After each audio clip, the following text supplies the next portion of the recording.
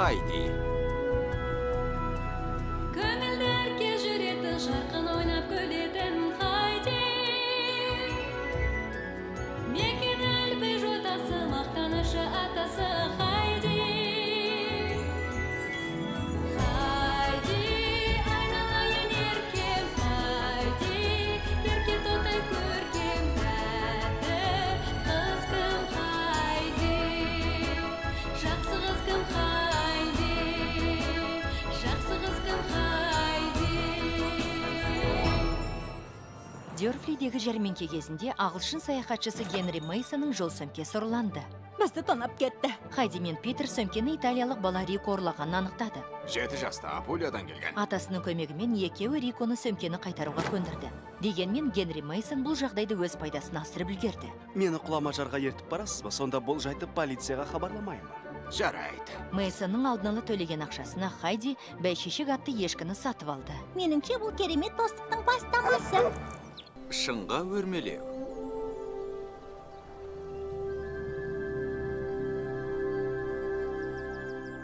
Бәкіңізді алдыңыз ба? Алдым. Шақпақ тасыңызды алдыңыз ба? Тауға барып от жақпаймын ғой, Хайди. Ол жерде түнемейтін шығарман. Бармасаңыз тіпті жақсы болар еді ата. Мейсон мырза ақша бермесе бәйшешекті сатып ала алмас едік. Иә, оныңыз рас. Сондықтан оны ақшынға апаруым керек. Тыныштал, Джозеф. Мейсон мырза келіп алды ма? Мүмкін. Майер мырза, Әйтеуір кешікпейтін адам екен. дайынсыз ба? Мен кеттім.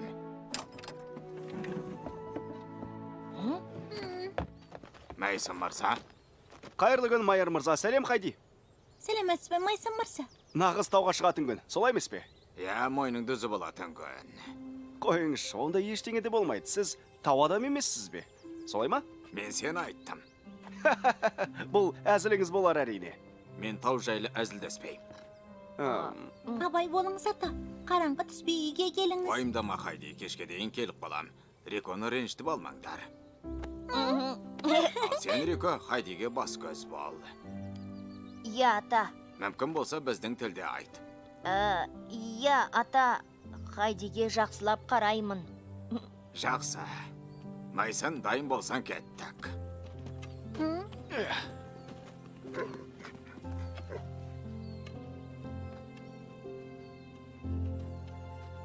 Байқап жүріңіз.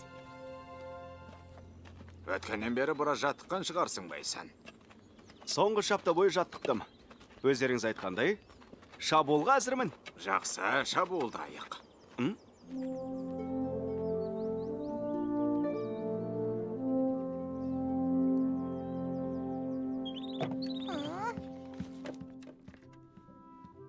Питерше, ол қайда? Ол бүгін келмейді.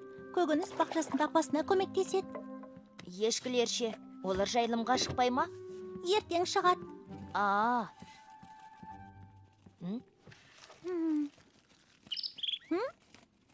Қане жей ғой, торқайым. Мен ірімшік әзірлеймін. Қалай жасайтынды көресің бе? Күте тұр, маған бір ой келді. Солай ма? Қандай ой? Күте тұр. Иә, торғайым, көмектесетініңді білем.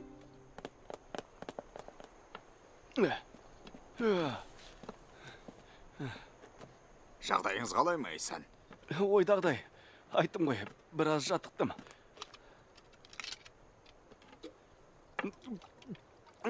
Рахмет. Айтыңызшы, Эрнст, неге ақшыңды бәрі қауіпті дейді? Түсінбеймін. Бұл шыңның өзі ақылы бар. Өзіне жайдан жай шығармайды. Тіпті оның заңы бар дер едім. Шыңға өрмелеуді енді үйреніп жүргендер мұны кеш түсінді. Мен шыңға өрмелеуді енді үйреніп жүрген жоқпын. Бәрі солай дейді. Сенен Штумпов деген адамға ұқсаттым. Йохан Штумпов. Көрікті жасы сенмен шамалас. Жақсы киінген. Қыстақ тұрғындар оны қазына іздеп жүр дейтін. Қазына? Иә, бұл рас па білмеймін.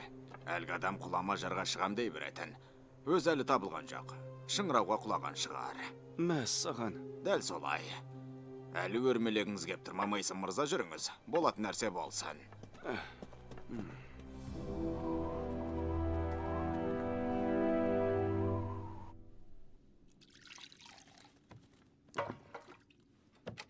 Бітті.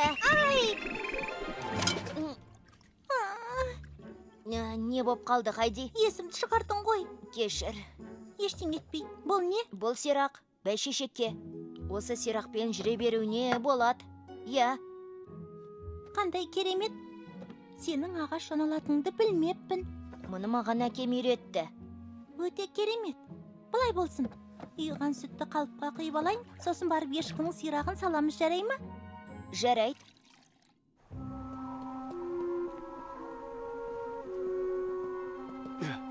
Аяғыңды аңдап басмайсың.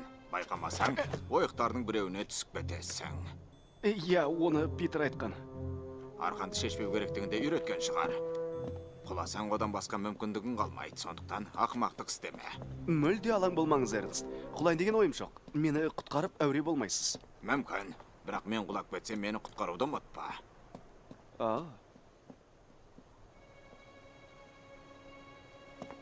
Мен бұрын шығам. Не істесем де қайталай бер. Сонда бәрі дұрыс болады.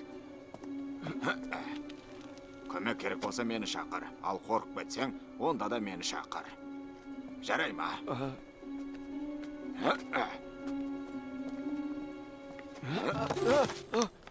Не болып қалды Майсон? Әлі тұрсың ба? Иә.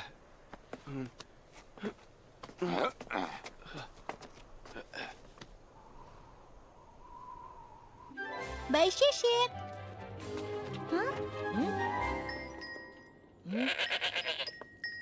Сәлем, бәйшешек. Рико саған тамаша сыйлық әкелді. Мінеки, сирағыңды әкел. Ауырған жоқ па? Иә, Бұлай істеуге болмайды. Бәйшешектен тек емес, бірақ өзіне айтпай сирағын ұстасаң, оған намай қалу мүмкін. Сәл ақырын қимылда. Тағы да көрш. жоқ, өзің көр. Болмайды. Бұл сирақты сен жасап әкелдің, сондықтан өзің салып бер. Қане, қорықпа. Қане, қорықпа деймін. Мен қорықпаймын. Келе ғой, бәйшешек, сирағыңды әкел. Ой. Апчи. Жарайды, Майсон.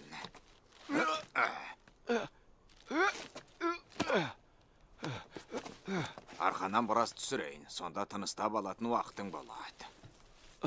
Рахмет, Эрнст.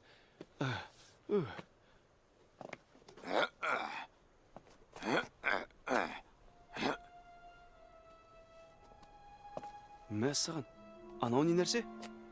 Эрнст, сәл демалсақ қайтет.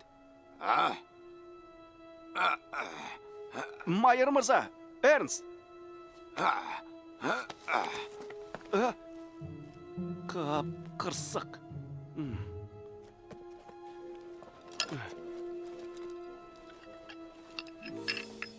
Жақсы.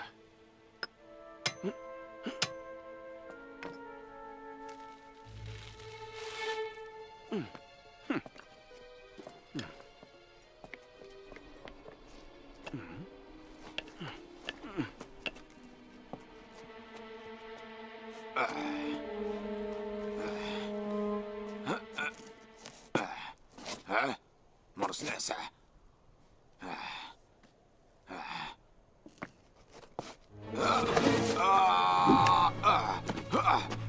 Майсон! Майсон! Көмектес! Құдайым-ау. Жоқ! Эрнст! Эрнст!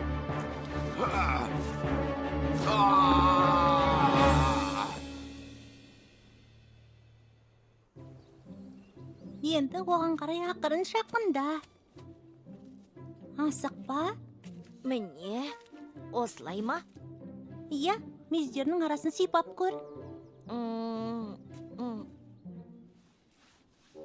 Жақсы, енді жотасынан сипата қасына тұр.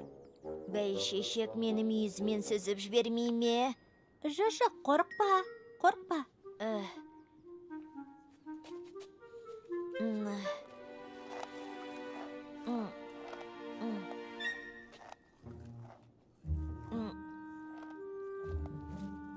Енді не істейін? Қолыңмен ақырындап сирағынан ұста.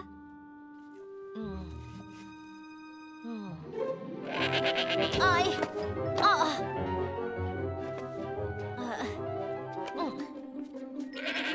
Ай!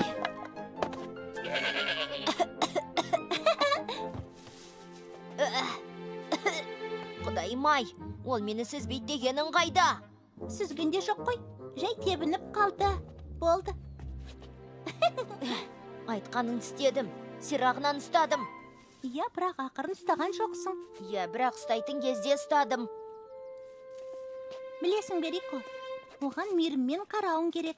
Жануарлар сезімтал болады. Әр бәйшешек не істегелі жатқаныңды білу керек. Сонда саған сенеді. Бұл ешкі ғой. Ешкілер айтқан сөзіңді түсінеді. Көмектесіңдер! Көмектесіңдер! Майсын мырза, Хайди! Тездет, көмекке адам шақыр! көмек керек пе? Атам қайда? Ол құлап кетті. Не дейсіз? Жарақаттанды ма? Құдайым-ай, білмеймін. Ол абайсызда шыңырауға құлап кетті. Иә, білмеймін. Арқанмен жалғанбап едіңіздер? Мен енді... Бол, Рико, Питерді шақырып кел. Барып көмекке адам шақыр. Түсіндің бе? Иә, сен не істейсің? Мен ақшанға барам. Тоқта, Хайди, оның қайда екенін көрсетейін. Сіз демала беріңіз, осында болыңыз. Атамды іздеуге Джозеф көмектеседі.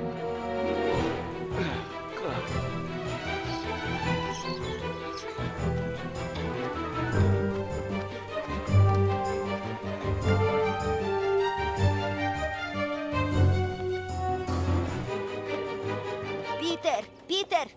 Сәлем, Рико, не боп қалды? Питер атағылап кетті. Ақшыңда қиын жағдайға ұшырады. Ақшыңда Питер барып Ганстан көмек сұрап бол. Батыс жақтағы жолмен барсақ сол жерге тезірек жетеміз. Иә, апа. Қане, Рико, бәрін айта бер. Иә.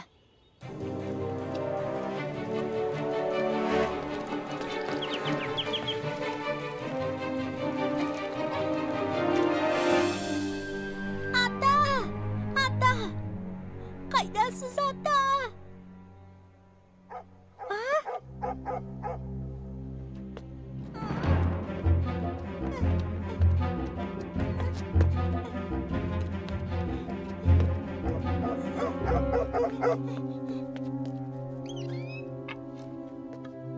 Ата!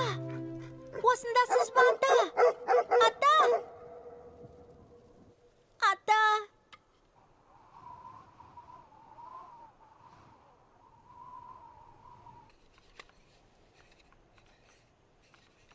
Хайди, әне, жарылған жердің шетінде тұр. Онда тезірек барайық.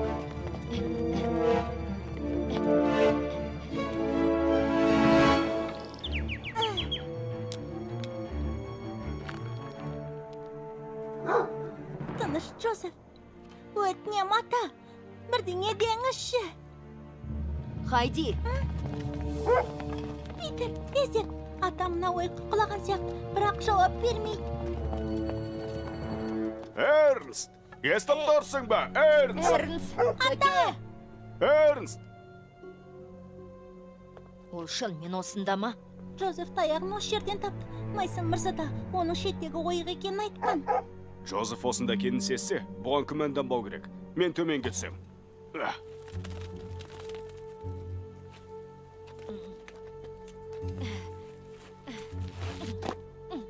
Дайынсың ба?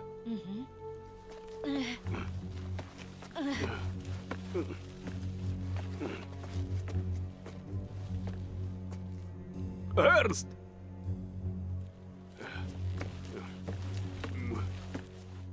Эрнст! Көке, естимісіз?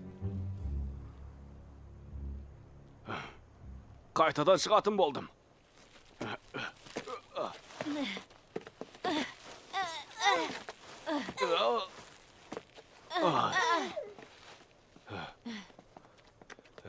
Не болды?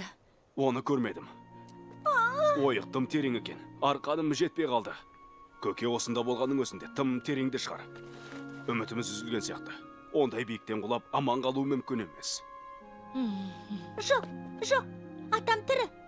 Тек ең түбіне түсуіміз керек. Ата! Хайди, доғар. Ата! Хайди, күнім. Бүгін кешке түк бітіре алмаймыз. Қараңғы түсейін деді. Ренжіме, бірақ оның қараңғыда іздей алмаймыз. Түсінемісің, Хайди? Бірақ атама көмегіміз керек қой. Білем. Ұзынырақ арқан мен басқа да жабдықтарды алып, таңсәріде келеміз. Оны құтқарудың жалғыз амалы осы. Ганс дұрыс айтады, Хайди. Тиісті жабдықсыз қараңғыда ойыққа түсек, өзімізде құлап кетуіміз мүмкін.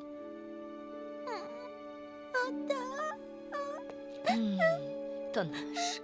Болды. Жарайды. Ал енді үйге кеттік.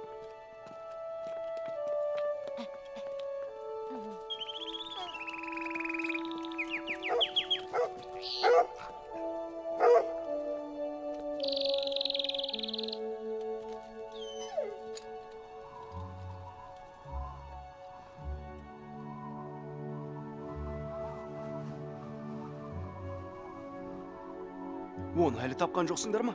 Құдайым-ау, бәріне мен кінәлімін. Кешірім сұраймын. Ата шұңқырдың ең түбінде. Өзі тіріме жоқ па білмейміз. Мүлде білмейміз. Өкінішті-ақ. Мен қалай көмектесе аламын? Өкінішке қарай бүгін ештеңе істей алмаймыз. Жүр, Рико. Хайди, Рико екеуің бүгін біздің үйге қонсаңдаршы. Осында қала берем, рахмет. Үйге қайта беріңіз, апа, оларға өзім қараймын. Тиісті жабдықты алып таңертең келем, Хайди. Атаңды табамыз, уәде берем. Иә, маған сенің үй болады. Мен де келем. Міндетті түрде.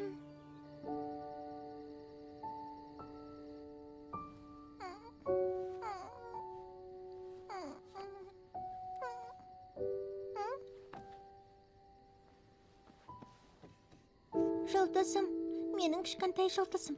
Өтінем, атама қарап қойшы.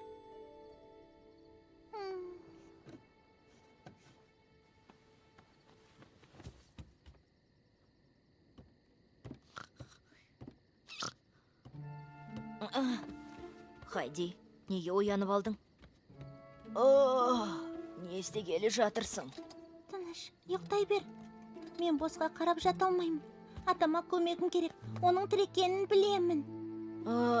Қырсықтың нақ өзісің. Соны білесің бе, Хайди?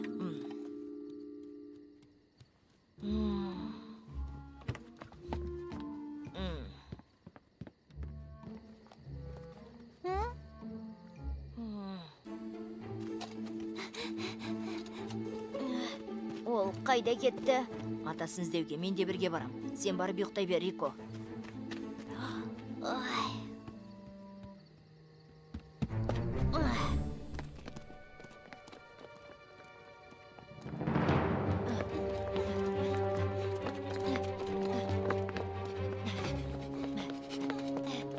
Оған не болған? Білмейм, ойыққа әлі жеткен жоқпыз.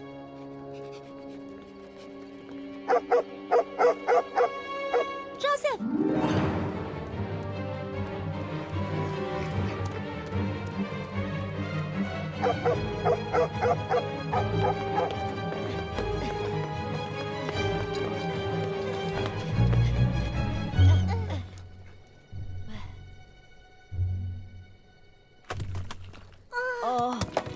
Бұл атам! Атам!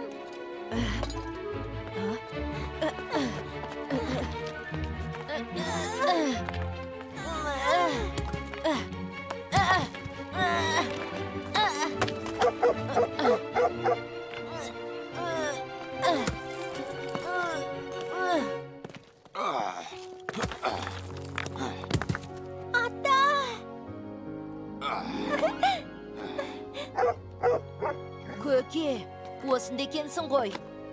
Бірер сағат ойықтың ішінде отырдым. Сәл демалып алайын, кішкентай тентектер.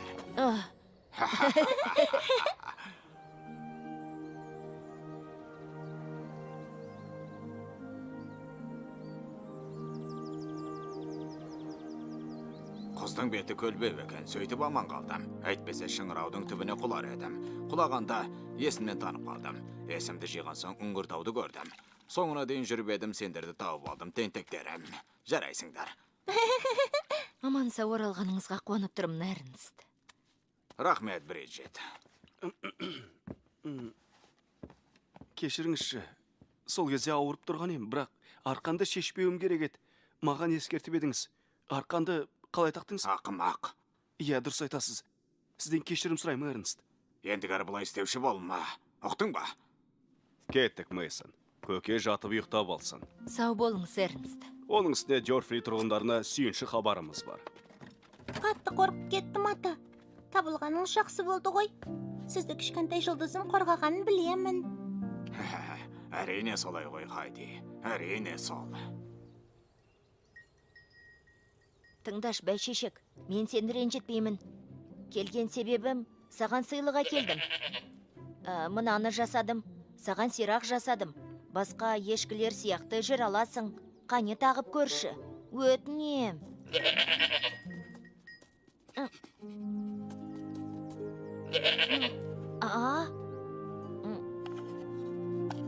Керемет.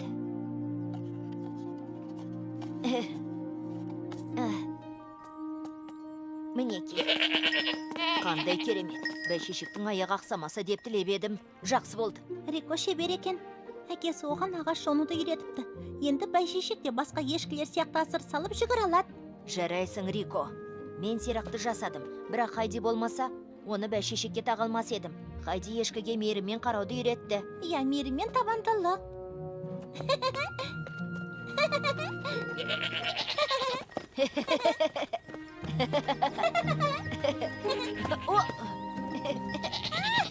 Сен алмай тұрғаның. Атаңа аман қалды. Әрі ешкілерінде оңалып кетті. Иә, бұл керемет күн болатын сияқты.